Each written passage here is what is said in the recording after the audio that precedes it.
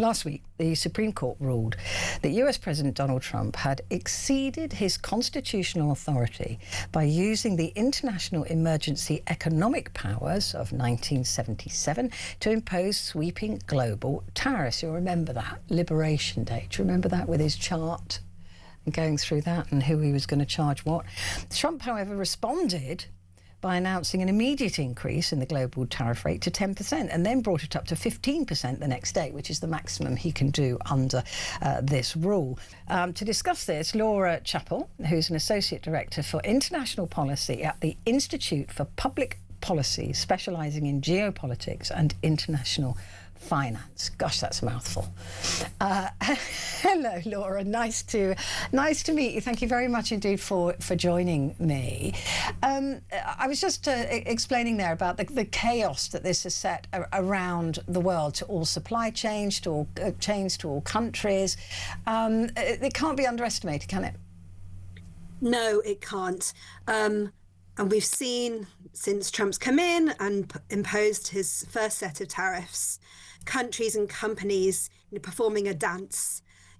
Some companies have reacted by trying to move their supply chains. So, as you said, China was particularly hit with the tariff. So some companies tried to move their supply chains into other countries out of China. Some have responded by making some investments in the US. Others have been stockpiling. Everybody's trying to work out what are the implications of what's been decided, but also, more importantly, what's coming next. As you said, there's high levels of uncertainty, and so that's really affecting our company's sense of whether they can plan for the future. And 150 days before he has to go back to Congress. If they approve it, then these new tariffs set. But nobody knows if they're, like for us, for example, with 10%, do we now pay 15%, or does the deal stand? And we know that often with Donald Trump, deals only last for as long as he wants them to. It doesn't matter what you've signed with him. And again, that breeds that level of uncertainty. It does. And the phrase that sometimes gets used is taco. So Trump always chickens out. So, he's like to use the threat of a tariff in order to try to achieve an objective, a negotiating objective. But then he's willing, if he gets some movement, he gets what he wants, to back down on it. So that's his sort of operating mode. And you're right as well, we still don't actually know what this means for the UK's own trade situation with the US. So we've got a trade deal which is broadly in two parts. We've got this base rate, which was at 10%, and then we've got specific deals for specific sectors like cars or pharmaceuticals. It seems that the specific sectoral deals will remain as they are, but what happens to the base rate, whether it really does move to 15% or whether there's some workaround found, the US's own trade representative has said that they will look to honour the existing trade deals. So we really don't know what's going to happen.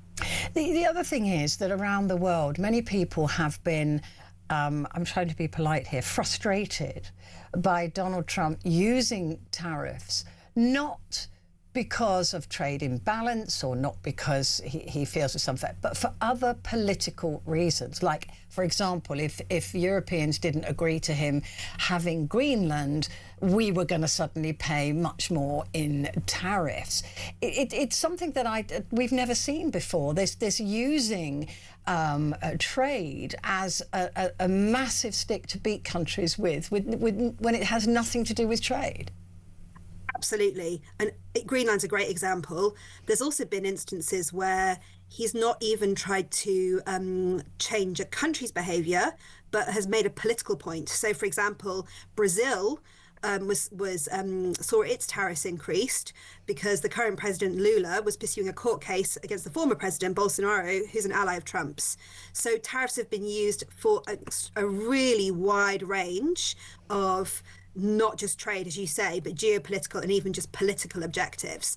And one thing that's really significant with this latest Supreme Court judgment, and then the way the Trump administration has tried to respond, is that the new legislation that they're leaning on for this 15% tariff, it doesn't, in the rules, allow for you to put different tariffs on different countries. So Trump's ability to use tariffs in the way that he has over the last year should, in theory, be reduced, and we should see a bit less of this tariff for Greenland, tariff for Bolsonaro approach. The impact, though, on America, this is what fascinates me in a geopolitical sense, because many countries now, even though it's only been a year, are fed up to the back teeth with Trump coming up with these random things in the middle of the night that suddenly become policy, different tariffs, different, all of these things going on. Is the world moving on without America? Is it trying to move on without America, and will it be able to? It's a great question. So yes, the world is trying to move on. I guess the clearest example that we've seen is Canada's approach, where under their current leadership, under Mark Carney, they've been really clear that they need what they call strategic autonomy. They need that space between themselves and the US, and they've taken practical steps to try and get that. So, for example, building a new, stronger relationship with China. I think lots of countries might not be as bold or as publicly clear that that's the approach that they're taking, but it's a simple fact that America is not as reliable as a market or as a geopolitical partner as it has been in the past, and countries are responding to that. Trump also talks about, it's interesting to me how when Trump was talking about the tariffs, he said he'd brought in trillions of dollars. Now that those tariffs may have to be paid back, we learned that it was $130 billion. But as I was saying, the Supreme, no country gets that. We don't pay that money, right? Which is something that Donald Trump doesn't seem to understand, that it is American companies that pay the tariffs, but that makes our goods less competitive, which is where we lose the money. There's been no mention, though, of that money being paid back, has there, so far? My understanding is that it's still an open question, and it might be considered by other courts in the US system. So I think that question might run. But you're right. Actually, who pays the bulk of those billions, of those 160 or 130 billion, is American consumers. It's the American citizens the products that they're buying are more expensive. That's who's paying the bulk of that money. And it's been calculated that they've, the average American household over the last year has paid maybe $1,000 or possibly more dollars each as a result of these tariffs. So it's a really big effective tax increase on American consumers. And also I've been looking into this a bit as well, and saying that companies now know that Americans will pay those higher prices, so they're not looking to lower those prices either. So as an inflationary pressure, that is quite huge. Yeah, and that can happen with price shocks, right? Consumers get used to paying one price, and do companies have an incentive to bring the price back down? Absolutely.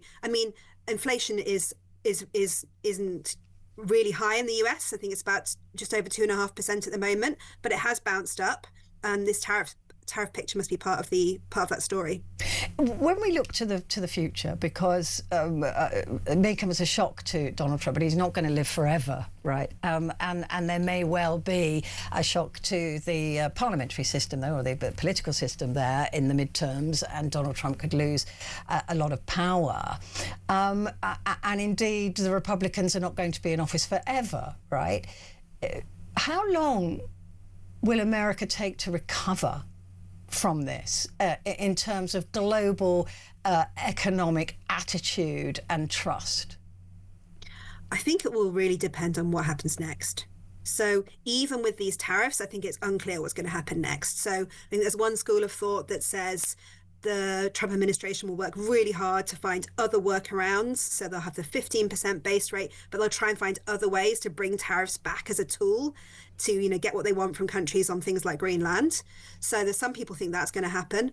Others think as the midterms approach, and maybe there's more pressure on things like cost of living and inflation, the administration will start to reduce emphasis on tariffs, and they won't be using tariffs in the way they have been to date. So even what happens over the rest of this year to the midterms, I think, is unclear.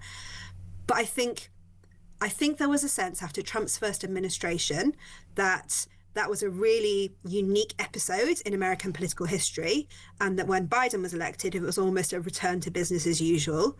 I think now there's a sense that that isn't the case, that there's a real political constituency for an America which has more of these sorts of policies. And so I'm not sure that you can talk about a return to normal. I think that companies and countries are increasingly considering a world in which America doesn't look like the sort of, globalizing, trading, open country we've seen in the past. Yeah.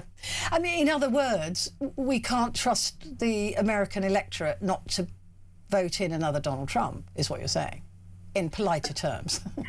I mean, there's clearly a large constituency of people to whom the MAGA ideology makes sense. Yeah. It's addressing their priorities, their needs, and that they're an important part of the electorate, and that needs to be taken seriously. There's also a new phrase that's coming out, and that is the middle power countries, when you talk about Canada and Europe. And actually combined those middle power countries, and Macron has said we've got to be prouder, we've got to be bigger about this, we've got to say, look, we are powerful if we unite. Is that a threat to America? Could that become a real strength in the world if there was that topic and political unification across those so-called middle powers? So I don't think that there will be one joining to one, block of middle powers who work together across issues. I think what's much more realistic is that middle powers would come together on specific issues. So say, for example, there's a group of countries who really want to advance the development and deployment of clean technologies. They work together on that and they really push that forward as a group. Or there's a group of countries who really want to, liberalize trade between themselves, for example. So I think a more realistic strategy is that middle powers identify where there's a group of countries who have an interest in common and pursue that together. And I don't think that this American administration will see that as a particular threat at this stage. I think they feel confident in America's dominance of the international system. But that doesn't mean that those middle powers can't, in fact, have an impact. And I think there will be moves towards countries trying to identify those areas where they can come together. If America continues on the trajectory that it's going with Trump, with Trump's policies, with those ideals or whoever's policies they are, is there a tipping point at which America ceases to be the world dominating global leader of trade and everything else that we're told that they are? So I think what you have to take into account in that question is what are our future economies going to look like? And a really big question within that is artificial intelligence. So America is at the cutting edge of AI. They've made enormous investments in AI. They've got huge capability. They've got the biggest companies. And if AI is at the center of many of our, parts of our economy, then America's going to have huge power. So it's not just about trade routes, it's about which are the cutting edge technologies, and America is really going to be central in that. So I don't think we can sort of say, oh, well, if America has difficult trade policies, the world can shift away from it easily. If America is holding on to the technologies which are going to shape the future, that really does give them some power and sway. And just before I let you go, it would be remiss not to talk about China, because people are now seeing China as the more stable market to deal with. And China certainly has spent many decades going around the world ensuring that it has a foothold in a lot of countries, whether they owe them money or they've whatever it is that they've been doing rather brilliantly, whether you like it or not. How much is China a threat to the world order in terms of the economy? I mean, I think, as you say, I don't think they're a threat in that they're about to come out with a sort of, a position saying things should be done differently. They are a power, though. They're a power because they are embedded in many countries' economies. Exactly as you say, they provided infrastructure, they trade, both ways, buying and selling with many economies around the world. And so I wouldn't call them a threat, I call them a power. And they are able to use that power, as America has, should they wish, in terms of, tariffs, or we've seen, for example, China stopping the export of critical raw materials to countries with whom they have disagreements. So I guess much as America is, in this era where it's really competitive, they have the capability to leverage that power and try and hold it over other countries. Well, it's certainly not boring for you at the moment, is it? I mean, every day. Must be. No, you're right. Must be a different juggling and balancing act. Thank you very much indeed for joining me, Laura. I really appreciate it. Laura Chappell there, Associate Director for International Policy at the Institute for Public Policy, specialising in geopolitics and international finance. That's a book, not a business card, isn't it? Quick break, back in a sec.